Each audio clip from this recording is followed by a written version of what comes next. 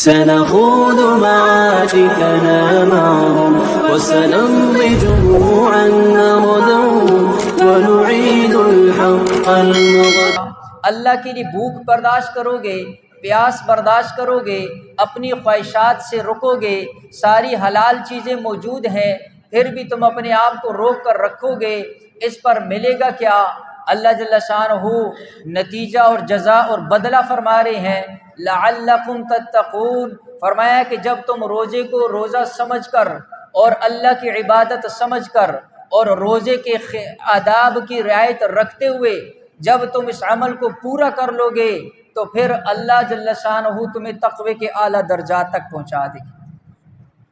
اور ان اکرمکم عند اللہ اتقاکم، اللہ فرماتے ہیں تم میں سب سے زیادہ اللہ کے ہاں مقرب، محترم اور عزت والا، کمال والا، برتری والا سب سے زیادہ کون ہے؟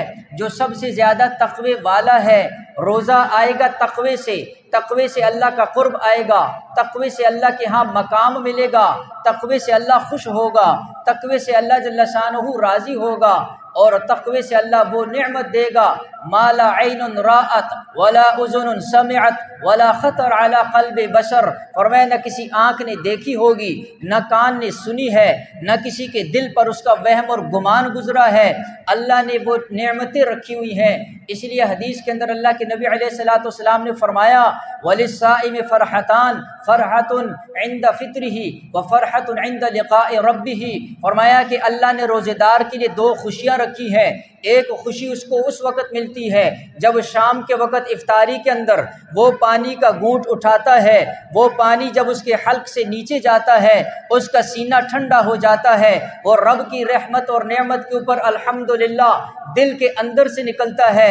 یہ خوشی اور جذبات صرف اس کو پتہ ہے جو روزے کے اندر بھوک اور پیاس برداشت کر کے جب شام کے وقت اللہ کی اس نعمت کو منہ سے لگاتا ہے پھر اس کے دل سے رب کی تعریف نکلتی ہے. فرمایا اس وقت تمہیں اللہ خوشی دیتا ہے. وہ خوشی دنیا کے اعتبار سے ہے، اور حضور فرما رہے ہیں وَفَرْحَةٌ عِنْدَ لِقَاءِ رَبِّهِ، اور اسی طرح ایک خوشی تمہارا رب تمہیں اس وقت دے گا جب جنت کا ماحول ہوگا، جنت کا سما ہوگا، اولیاء، اتقیاء، انبیاء سارے موجود ہوں گے، اور سارے کے سارے اس وقت رب کے دربار کے اندر پیش ہوں گے. اللہ کی رحمت برس رہی ہوگی، اللہ جل شانہ مہربان ذات اس وقت اپنی مہربانی کی انتہاؤں کے اوپر ہوں گے. رب کی طرف سے رضا کے اعلان ہو چکے ہوں گے، رب کی طرف سے جنت کے دروازے کھل چکے ہوں گے، رب کی طرف سے دسترخوان بچ چکے ہوں گے، رب کی طرف سے طرح طرح کی نعمتیں اس کے اندر مشروبات اور کھانے لگ چکے ہوں گے. اور فرمایا اس وقت اس روزہ دار کے لیے ایک خوشی کا سما یہ ہوگا کہ اللہ جل شانہ اس روزہ دار کو اپنی ملاقات کا شرف نصیب فرمائے گا. اس لیے فرمایا یہ دو فرحتیں، لذتیں، نعمتیں اللہ نے روزہ دار کے لیے رکھی ہوئی ہیں، اور روزہ دار کوئی کم نہیں ہے. ہر جگہ یہ آپ ایئرپورٹ کے اندر ایک وی آئی پی لاؤنج اور گیٹ ہوتے ہیں، اس کے اندر صرف وی آئی پی داخل ہو سکتے ہیں، عام بندہ اس راستے سے جا نہیں سکتا ہے. میرا رب نے روزہ داروں کے لیے جنت کے سارے دروازے ہے ہی وی آئی پی کے لیے، 8 دروازے. اب جنت میں جو داخل ہوگا میں آپ سے پوچھتا ہوں اولین اور آخرین کے مجمع میں رب جس کے لیے جنت کا فیصلہ فرما دے قیامت والے دن اس سے بڑا وی آئی پی کوئی ہو نہیں سکتا، اس سے بڑا مقرب اور عزت والا کوئی ہو نہیں سکتا، اس سے زیادہ کوئی احترام والا ہو نہیں سکتا جس کے لیے رب جنت کا فیصلہ فرما دیں. لیکن وہاں پر بھی تخصیص ہے، وہاں پر بھی ایک وی آئی پی گیٹ ہے، وہاں پر بھی ایک وی آئی پی انٹری ہے جو اللہ نے روزہ دار کے لیے رکھی ہوئی ہے. اور یہ احادیث اور صحیح حدیث کے اندر بخاری شریف اور مختلف روایات کے اندر محدثین نے اس کو ذکر کیا. فرمایا کہ اللہ جل شانہ نے ایک دروازہ رکھا ہوا، اور اس دروازے کا نام فرمایا کہ باب الریان ہے. ریان کا معنی عربی میں کس کو کہتے ہیں؟ ریان عربی میں پیاس بجھانے کو کہتے ہیں۔ رب نے دروازہ وہ رکھا جس کا نام ریان ہے، ریان کا معنی جس سے پیاس بجھے۔ روزہ دار نے یہاں روزہ رکھا، رب کے لیے پیاس کو برداشت کیا، رب کے لیے اپنے نفس کے اوپر بوجھ ڈالا، رب کے لیے گرمی کے اندر روزے کو برداشت کیا۔ آج اللہ کی طرف سے اعلانات ہیں، رب نے دروازہ بھی وہ انتخاب ہے جس کو ریان کہتے ہیں۔